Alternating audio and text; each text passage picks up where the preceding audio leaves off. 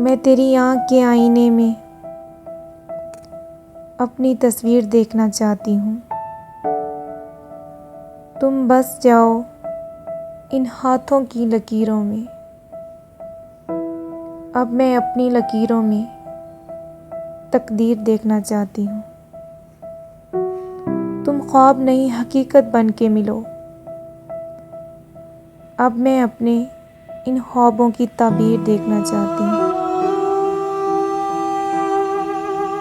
تم میری زندگی میں اپنے پیار کی مہر لگا جاؤ، پھر میں اس ظالم دنیا کی آخر دیکھنا چاہتی ہوں۔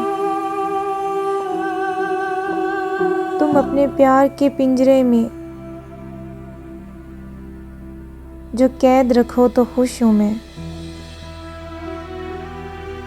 تیرے پیار کی اپنے پیروں میں زنجیر دیکھنا چاہتی ہوں۔